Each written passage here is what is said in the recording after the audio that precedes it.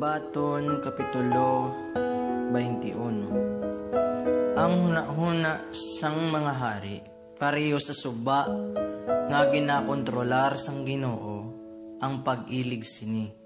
Ginakontrolar niya ini suno sa iya gusto. Mahimo nga nagahuna-huna kita nga husto na gid ang tanan ta nga ginahimo. Pero ang Ginoo lang ang makahukom kung ano gid ang aton motibo. Mas nalipay pa ang Ginoo kung maghimo sang husto kag matarong ang isa ka tawo sang sa maghalad siya sang mga halad. Sala ang pagpabugal kag ang matinaas taason. Makilala mo ang malaot nga mga tawo sa sina nga pamatasan. Kung magplano ka sing maayo kag mapisan, sigurado nga magauswag ka. Kung magpadaso-daso ka, sigurado nga magaimol ka. Ang manggad nga nakuha sa pagpangdaya, dali lang madula, kag magadala ini sang kamatayon sa tao. Ang kapintas sang mga malaot, amo ang makapalaglag sa ila, kay hindi sila gusto maghimo sang matarong. Hindi tadlong ang pagginawi sang tawo nga may sala, pero tadlong ang pagginawi sang tawo nga wala sing sala. Mas maayo pa nga mag-istar sa ibabaw sang atop sang balay sang sa mag-istar sa sulod sang balay upod sa asawa nga palaaway. Ang mga malaot gusto lang gid permi maghimo sang malain. Wala sing kaluoy sa ila isig katawo. Kun silutan ang mga nagapangyaguta, ang pareho nila nga mga wala sing alam, makatuon nga magmaalamon. Ang maalamon nga tawo, nagamaalamon pagid kung ginatudluan siya. Nahibaluan sang matarong, ang Diyos ang ginahimo sang panimalay sang mga malaot, kag pagasilutan niya sila. Kung wala mo ginasapak ang mga imol, kung magpangayo sila sang bulig, hindi ka man pagsapakon kung magpangayo ka sang bulig. Kung regaluhan mo sa sikreto ang tao nga akig sa imo, madula ang iya kaakig. Kung magluntad ang hustisya, nagakalipay ang mga matarong, pero ginakulbaan ang mga malain. Kamatayon ang dangatan sang tao nga nagalikaw sa kaalam. Ang tao nga nagapangtuyang, nga nagapagusto lang sa papunsyon, hindi gid magmanggaranon, kundi magaimol pagani.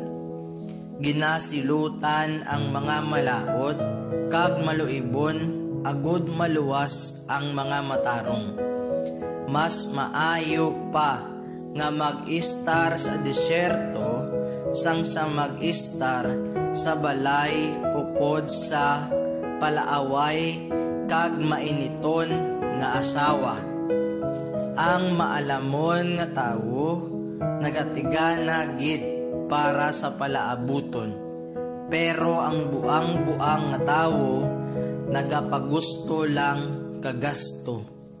Ang tawo nga nagatinguha gid nga magkabuhi nga maayo kag matarong magakabuhi sing malawig kag madinalag-on, kag padunggan siya sang mga tawo. Ang komander nga maayo sa taktika, makaagaw sang syudad nga may madamo nga mga soldado, kag makaguba sang mga pader sini nga ginasaligan sang sadto nga mga soldado. ang tawo nga nagahalong sa iya mga ginambal makalikaw sa gamo. Ang bugalon kag matinaas taason nga tawo makilala mo kay nagapangyaguta siya kag puwerte siya magpahambog. Kun madamo ang imo ginahandom pero matamad ka magubra, makalaglag ina sa imo. Ang matamad nga tawo permi lang nagahandom nga makabaton, pero ang matarong nga tawo nagahatag nga wala sing hawid-hawid. Ginakangil-aran sang Ginoo ang mga halad sang mga malaot, labi na gid kon ginahalad nila ini nga may malain nga motibo. Ang butigon nga saksi hindi na pagpahambalon, pero ang saksi nga nagasugid sang matuod padayon nga pahambalon. Ang malaot nga tawo wala nagakabalaka sa iya mga ginahimo, pero ang matarong iya ginahuna-huna niya sing maayo ang iya mga ginahimo. Wala sing kaalam pag itsindi o kon laygay nga makatupong sa Ginoo. Bisan preparado na ang mga kabayo sa inaway, ang Ginoo lang ang makapadaog. Hulubaton Kapitulo 22. Mas maayo nga pilion ang maayo nga reputasyon sang sa madamo nga manggad. Ang pagtahod sang mga tawo sa imo mas bilidon pa sang sa bulawan kag pila. Ang manggaranon kagang imol pareho lang nga ginhimo sang Ginoo. Nagalikaw ang maalamon nga tawo kun masugata niya ang katalagman, pero wala nagalikaw ang tawo nga wala sing alam, gani nagaantos siya. Ang pagtahod sa Ginoo kag pagpaubos makahatag sa imo sang manggad, dungog kag malawig nga kabuhi. Nagalakat ang mga malaot sa dalan nga tunokon kag may mga siod. Maglikaw ka sa sina nga dalan kon ginatipigan mo ang imo kabuhi.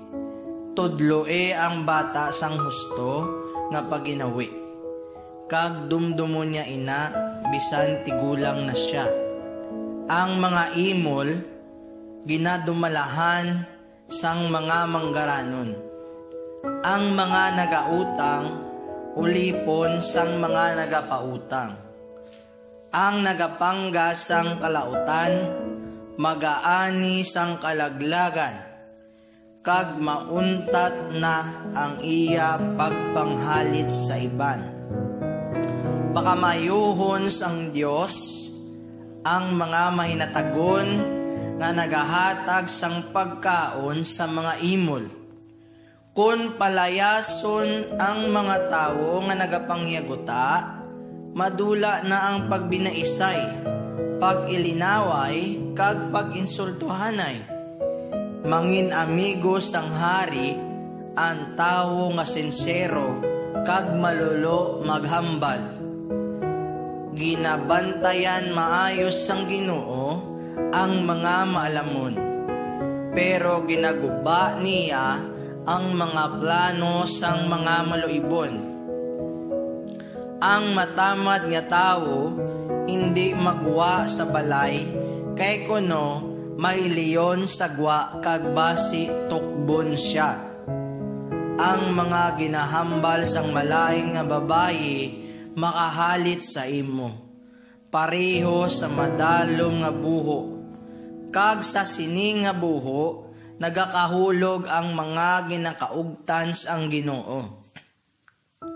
Batasan na sang mga bata ang pagbinuang, Pero matadlong ini nga batasan kun disiplinahon sila. Magaimol ang tawo nga nagahatag sa mga manggaranon o kun nagapigos sa mga imol, agod magmanggaranon siya. Ang mga masunod, amo ang dugang pa nga ginasiling sang malamon nga mga tawo. Pamati ini sing maayo, samtang ginatudlo ko ini sa imo. Kay magmalipayon kagid, kun may baluan mo, kag masaulom mo ini. Ginatudlo ko ini, subong sa imo, agod magsalig ka sa Ginoo. Nagsulat ako sang 30 kahulubaton, nga makalaygay kag makahatag sa imo sang kaalam. Paagi sini, mahibaluan mo kon ano ang kamatuoran, kag makahatag ka sing masaligan nga sabat sa tawo nga nagapamangkot sa imo. Hindi ka magpamintaha sa mga imol, kag hindi sila pagdaog-daoga sa korte. Kay ang Ginoo amo ang magadipinsa sa ila, kag kon ano ang inyo himuon sa ila nga hindi maayo, amo man ang himuon sang Ginoo sa inyo. Hindi ka magpakig-abyan sa tawo nga dali maakig, kay basi mpon magpareho ka man sa iya, kag masiod ka sa sina nga batasan. Hindi ka magpromesa nga ikaw ang magbayad sang utang sang iban. Kay kung hindi ka makabayad, kuwaon nila bisan ang imo hiligdaan. Hindi mo paghalinon ang muhon nga ginbutang sang una sang imo mga katigulangan. Ang tawo nga maayo mag-ubra, mag-aalagad sa mga hari, kag hindi sa ordinaryo nga mga tawo.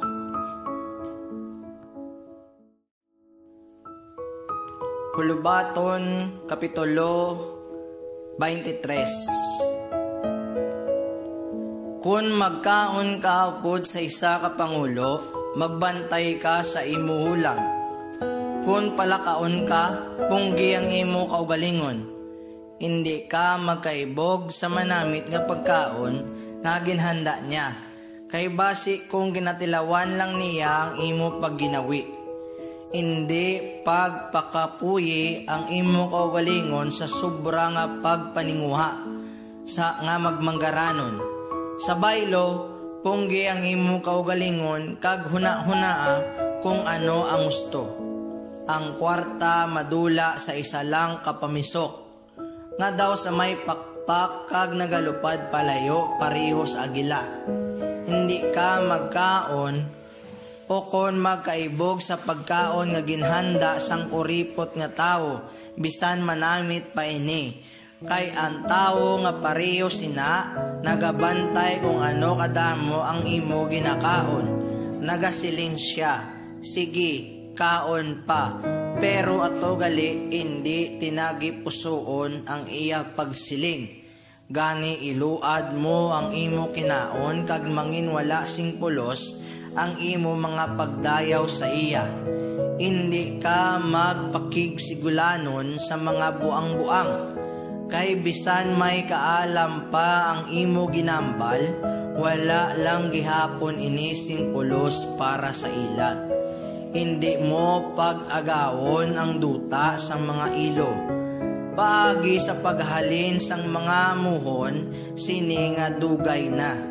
Kay ang Ginoo ang ilagamhanan nga manog dipinsa, siya ang mag-aapin sa ila kontra sa imo.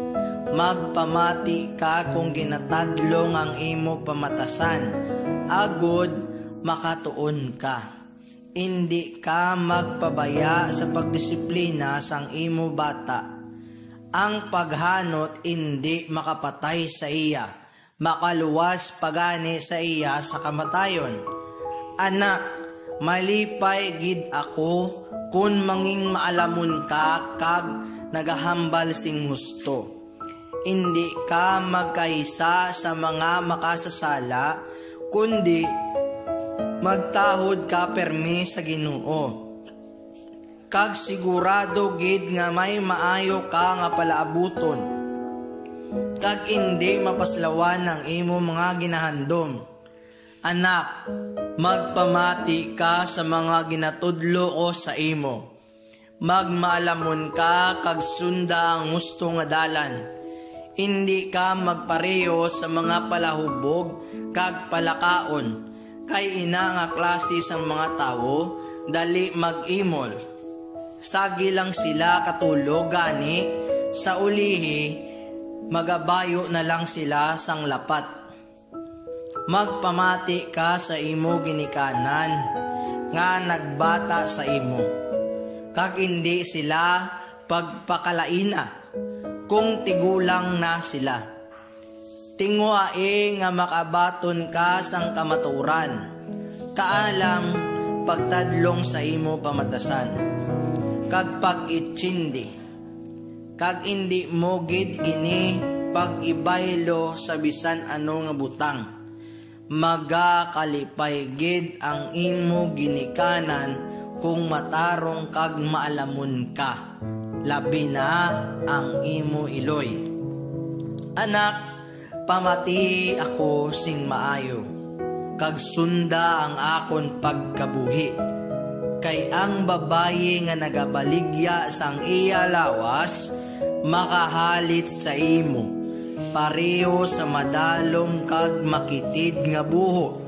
Pareho siya sa tulisan nga nagahulat sang mabiktima, kag siya ang kabangdanan sa pagluib sang madamo nga mga bana sa ilang mga asawa. Sino ang tao nga miserable, nagapangaway, nagareklamo, nagalakapilasan, nga sarang niya kuntani malikawan, kag nagapalamula ang iya mata.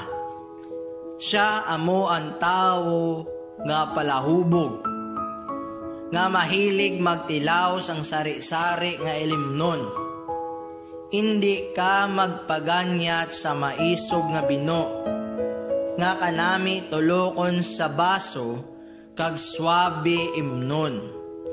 Kay kung mahubog ka na, magalain ang imo pamatsyag, nga daw sa ginkagat ka sang dalitan nga manog, kag bisan ano na lang ang imo makita, kag hindi ka makahuna-huna sing maayo. Ang pamatsyag mo daw ara ka sa tunga sang lawod nga nagahigda sa ibabaw sang palo sang barko. Magasiling ka, may naglampos kag nagsumbag sa akon, pero wala lang ako kabatsyag. San o pa ako maumpawan, agod makainom makuliwat.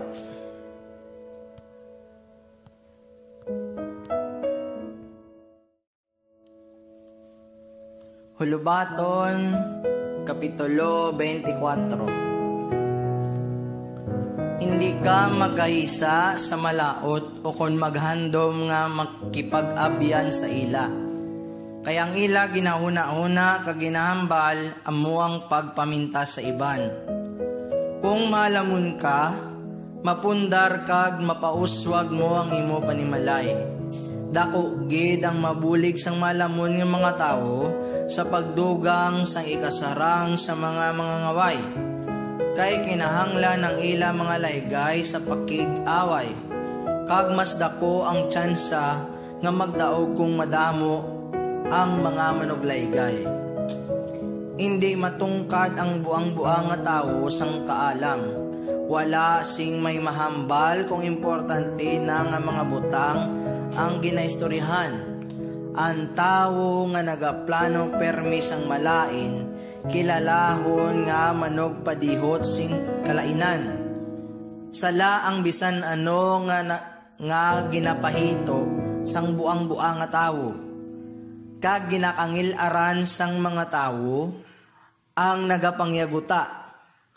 Kun madulaan ka sang paglaom sa tion sang kalisod, nagapakita lang nga maluya ka. Hindi ka magpabaya sa pagluwas sang mga tawo nga wala sing sala, nga ginsintensyahan nga patyon. Mahimo nga magsiling ka nga wala ka nakaibalo parte sini, pero nahibaluan sang Dios kung nagasugid ka sang matuod o kon wala. Kay nagabantay siya sa imo kag nakaibalo siya kung ano gid ang ara sa imo huna-huna. Pagabalusan kanya suno sa imo binuhatan. Anak, subo nga ang dugos matamis kag maayo para sa imo. Amo man ang kaalam, kay kun maalamon ka, may maayo ka nga palaabuton, kag hindi mapaslawan ang imo mga ginahandom. Hindi ka magpareho sa malaot nga tawo, nga nagatiid sa pagsalakay sa ilistaran sang matarong nga tawo. Kay bisan makapito pa malaglag ang matarong nga tawo, makabangon siya gihapon. Pero kung ang malaot ang malaglag, hindi na siya makabangon pa. Hindi ka magkalipay kung malaglag ang imo kaaway, makita sang Ginoo kung magakalipay ka, kag hindi niya maluyagan ina. Kag untatan na lang niya ang pagsilot sa imo kaaway. Hindi ka magugtas o kung magkaisa sa malaot ng mga tao, kay wala sila sing maayo nga palaabuton kag manging pareho sila sa suga nga napatay. Anak, tahura ang Ginoo kag ang hari. Hindi ka magpakigupod sa mga tao nga nagarebelde sa ila. Kay wala ka kay balo kung ano nga kalaglagan ang himuon gilayon sang Dios o kon sang hari sa ila. Ari pagid ang iban nga mga lubaton sang malamon nga mga tawo. Hindi maayo nga may pinilian ka sa paghukom. Kung hilwayon mo ang nakasala, sumpaon ka kag kaugtan sang mga tawo. Pero kung silutan mo ang nakasala, pakamaayuhon ka kag magauswag ka pa. Ang hindi binutig na sabat, tanda sang matuod-tuod nga pag-abyanay. Preparahaan na yang imo palangabuyan, pareho abis sang imo talamnan antes ka magpundar sang pamilya. Hindi ka magsaksi batok sa imo isig katawo sa wala sing kabangdanan, ukon magsugid sang hindi matuod parte sa iya. Hindi ka magsiling balusan ko siya sa ginhimo sa akon, himuon ko man sa iya ang ginhimo niya sa akon. Nag-agi ako sa talamnan sang isa kamatamad nga tawo nga wala sing pagitsindi. Puno na inis ang mga hilamon kag tunokon nga mga kahoy-kahoy, kag guba ang pulo pader sini. Sang makita ko ini, ginhuna-huna ko sing maayo, kag nakuha ko ini nga leksyon. Pahuway-huway kag piyong-piyong kapagamay, ikaw nga matamad, kag magaabot gulpi sa imo, ang kinawad-on pareho sang armado nga tulisan.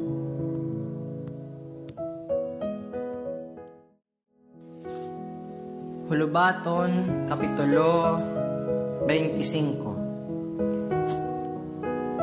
Ari pagid ang iban nga mga hulubaton ni Solomon, naging kopya sang mga tinawo ni Haring Hezekiah sang Juda. Ginapadunggan nato ng Dios tungod sa mga butang nga wala niya ginapahayag sa aton. Pero ginapadunggan nato ng mga hari tungod sa mga butang nga ginpahayag nila sa aton. Subo nga indi matakos ang kataason sang langit kag ang kadalumon sang duta. Indi man matungkad ang una-huna sang mga hari. Kinahanglan nga kuwaon anay ang mga nagasimbog sa pilak antes ini pormahon sang platero. Kinahanglan nga pahalinon ng malaot nga mga katawan sang hari kag magapadayon ang iya ginharian nga may pagkamatarong. Kung ara ka sa tubangan sang hari, hindi pagkabiga ang imo kaugalingon nga daw si sino kanagid, paagi sa pagpungko upod sa dungganon nga mga tawo. Mas maayo kung hambalan ka sang hari nga magpungko didto, sang sa hambalan kaniya nga maghalin, kag mahuyan ka sa tubangan sang dungganon nga mga tawo. Hindi ka magpadaso-daso sa pagsugid sa korte sang imo nakita. Kay kung mapamatud-an sang isa ka saksi nga sala ikaw, ano na lang ang himo-himuon. Kung may ginabaisan kamo sang imo kilala, baisi lang ninyo, pero hindi ninyo pag ipanugid ang sekreto sang kada isa sa inyo. Kay kung mahibaloan ini sang iban, basi pakahuyan nila kamo, kag ang inyo reputasyon maguba hasta sano.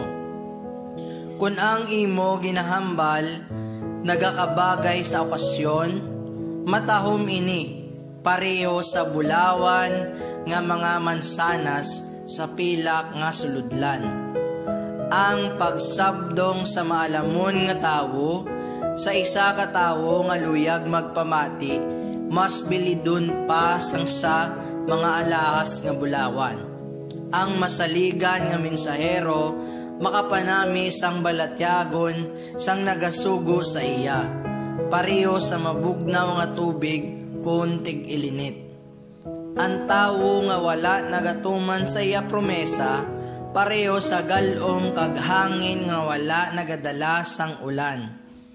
Ang pagpasensya kag ang malulo nga paghambal makahaylo sa mga manugdumala, kag bisan sa mga matig-a sang tagipusoon. Hindi ka magpatama singkaon sang dugos, kay base kung magsululuka ka. Pareho man kung magsagi ka bisita sa imo kaingod, base kung matakan siya kag maugot sa imo. Ang tawo nga nagasaksi sing butig, batok sa iyay sigkatawo, makahalit pareho sa espada, inuglampos kag pana. Ang pagsalig sa tawo nga hindi masaligan sa tion sang kalisod, wala sing pulos, pareho sa guba nga ngipon o kon bali nga tiil. Kung ginakantahan mo sing malipayon ang tawo nga ara sa puwerte nga kalisod, pareho lang nga ginaubahan mo siya sang bayo sa panahon sang tigtulugnaw, o kung ginabutangan mo sang langaw ang iya pilas. Kung ang imo kaaway ginagutom, pakauna. Kung ginauhaw, paimna. Kay kon himuon mo ini, mahuya siya sa iya, ginahimo sa imo. Kag ang Ginoo magabalos sa imo. Subong nga ang habagat nagadala sang ulan. Ang kutso-kutso nagadala sang kaakig. Mas maayo pa nga mag-istar sa atop sang balay, sang sa mag-istar sa sulod sang balay upod sa asawa nga palaaway. Ang maayong balita halin sa malayo nga lugar, pareho sa mabugnaw nga tubig, nga makapaumpaw sa tawo nga ginauhaw. Ang matarong nga tawo nga nagapasugot sa malaot nga tawo, pareho sa malubog nga tuburan o kon mahigko nga bubon. Indi maayo ang sobra nga pagkaon sang dugos. Amuman ang pagtingwa nga dayawon kalang permis ang mga tawo. Ang tawo nga hindi makapugong sang iya kaugalingon, dali lang malaglag. Pareho sa isa ka syudad nga wala sing pader.